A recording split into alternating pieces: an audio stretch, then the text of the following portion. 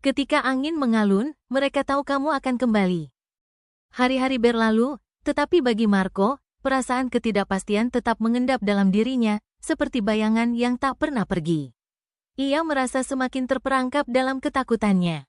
Ia mulai menghindari jalan-jalan yang biasa ia lalui, menunggu hingga matahari benar-benar tenggelam sebelum ia berani keluar dari rumahnya. Meskipun begitu, bayangan itu, atau lebih tepatnya perasaan bahwa sesuatu selalu mengawasinya, tidak pernah benar-benar menghilang. Pada suatu malam yang tenang, Marco memutuskan untuk berbicara dengan Jovan lagi. Mungkin Jovan tahu lebih banyak tentang pengalaman yang tidak bisa dijelaskan ini.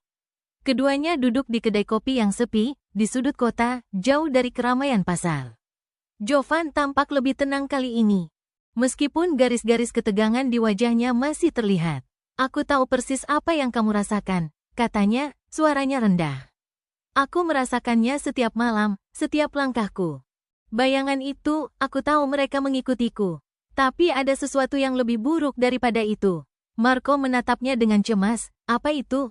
Jovan menarik napas panjang, lalu melanjutkan dengan suara pelan. Mereka bukan hanya mengikuti, Marco. Mereka menunggu sampai kita melakukan kesalahan yang tak bisa diperbaiki. Sesuatu yang lebih gelap dari yang bisa kita bayangkan. Aku tidak tahu bagaimana aku tahu ini, tapi mereka memiliki tujuan. Dan kita hanya berada di jalan mereka. Marco menelan ludahnya, perasaan takut kembali menggigit hati. Tapi apa yang mereka inginkan? Jovan menatapnya lama, seakan memutuskan apakah ia harus mengatakan sesuatu yang lebih dalam, lebih mengerikan.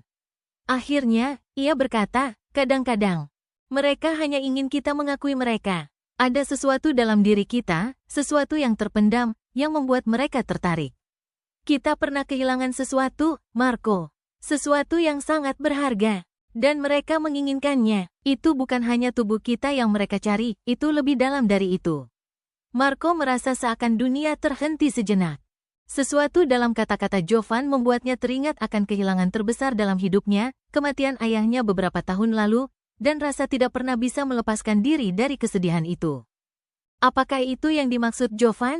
Apakah bayangan itu, orang-orang bayangan, menghantuinya karena rasa kehilangan yang belum ia selesaikan? Malam itu, Marco merasa lebih cemas daripada sebelumnya. Seakan-akan setiap sudut kota membawa bayangan yang lebih gelap, lebih menakutkan. Setiap sudut jalan, setiap celah. Seakan memperburuk perasaan bahwa sesuatu akan terjadi, bahwa ia sudah terlalu jauh melangkah dan tidak bisa kembali. Namun, ia tahu satu hal dengan pasti, ia harus menghadapinya. Jika ada satu cara untuk mengakhiri kengerian ini, itu adalah dengan memahami apa yang sebenarnya terjadi, apa yang menggerakkan bayangan-bayangan itu. Keputusan Marco untuk mencari kebenaran membawa dirinya kembali ke tempat-tempat yang selama ini ia hindari. Ia memutuskan untuk mengunjungi alun-alun utama yang sepi pada larut malam, di mana bayangan itu pertama kali mengikutinya. Kali ini, ia bertekad untuk tidak lari, untuk tidak terjebak dalam ketakutan. Ketika ia tiba di alun-alun, hanya ada satu suara yang dapat ia dengar, angin yang berdesir di antara pohon-pohon yang tua. Langit malam yang gelap seakan menutup seluruh dunia dari pandangannya. Marco berdiri tegak, menatap ke arah gang-gang yang gelap, menunggu sesuatu yang tak ia mengerti. Lalu, suara langkah kaki mulai terdengar, pelan namun pasti. Langkah itu tidak jauh, tidak dekat juga, tetapi Marco tahu bahwa itu adalah suara yang ia kenal, meskipun ia tidak bisa melihat siapa yang sedang mengikutinya. Ia berbalik, dan untuk sesaat, bayangan itu muncul kembali di depannya, tinggi, gelap, tanpa bentuk jelas. Hanya ada kehadiran yang mengganggu, tidak bisa dilihat dengan mata, tetapi dirasakan dengan hati. Tetapi kali ini, Marco tidak merasa takut. Ia hanya merasa sebuah keheningan yang mendalam, seakan waktu dan ruang berhenti. Ia tahu bahwa ini adalah titik tak terelakkan dalam perjalanan ini, momen yang ia harus hadapi. Siapa kalian? Marco bertanya dengan suara yang lebih tenang daripada yang ia kira. Apa yang kalian inginkan? Bayangan itu tidak menjawab. Tidak ada suara yang keluar, hanya kehadiran yang terus mengawasi. Marco merasa ada sesuatu yang lebih besar. Sesuatu yang lebih kuat daripada dirinya, yang berada di luar batas pemahamannya. Namun, saat ia menatap lebih dalam, ia merasakan sebuah perubahan. Bayangan itu mulai menghilang perlahan, mengabur kembali ke dalam kegelapan. Dan saat itu, untuk pertama kalinya, Marco merasa sebuah kedamaian yang aneh menyelimuti dirinya, seperti beban yang selama ini ia bawa telah dilepaskan. Meskipun tidak sepenuhnya, orang-orang bayangan mungkin tidak sepenuhnya pergi. Tetapi Marco akhirnya memahami satu hal yang penting, mereka bukanlah sesuatu yang bisa dimusnahkan.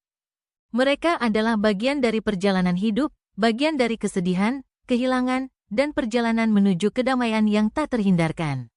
Mereka mengawasi, tetapi mereka juga menunjukkan jalan untuk menerima. Setelah malam itu, Marco tidak lagi merasa dia dikejar oleh bayangan.